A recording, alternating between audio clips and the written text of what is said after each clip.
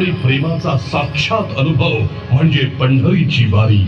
28 युग आपल्या भक्तजनांसाठी कटेवरी हात ठेवून विटेवरी उभा असलेला सावळा विठुराया आणि त्याची सोबतीण रखुमाई. ज्ञानोबा तुकोबाच्या गजरात चालणारी लाखोंची वारी. टाळ मृदुंगाच्या गजरात अखंड नामस्मरण करत वारकरी निघतात पंढरीच्या दिशेने. ना थकवा ना तक्रार, फक्त एकच आस विठुरायाच्या दर्शनाची. हाती भगवी पताका, मुखी तुकयाचे अभंग आणि मनात भक्तीचा महासागर. वारी म्हणजे केवळ चालणं नाही, तो आहे प्रवास श्रद्धेचा. इथे श्रीमंत गरीबाचा भेद नाही, नर नारी ऐसा भेद नाही. इथे सारेच समान, सारेच वारकरी त्या विठुरायाचे.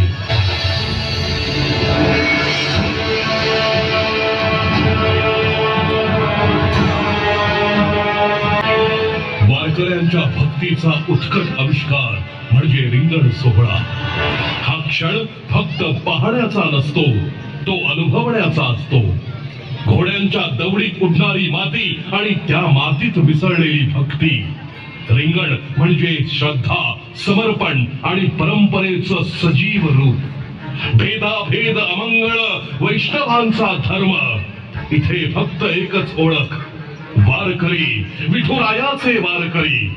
शतकानुशतके चालत आलेली ही परंपरा वैष्णवांची.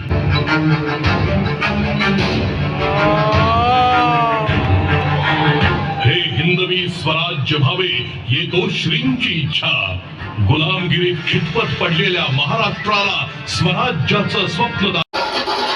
ढोल ताशा हा केवळ वाद्यांचा गजर नाही, तर तो आहे महाराष्ट्राच्या अस्मितेचा हुंकार, महाराष्ट्राच्या शौर्याचा आणि भक्तीचा जागर. सोबतच येतो हा गोकुळ अष्टमीचा लोकोत्सव. हा केवळ खेळाचा थरार नाही, तर हे आहे महाराष्ट्राच्या ऐक्याचं दर्शन.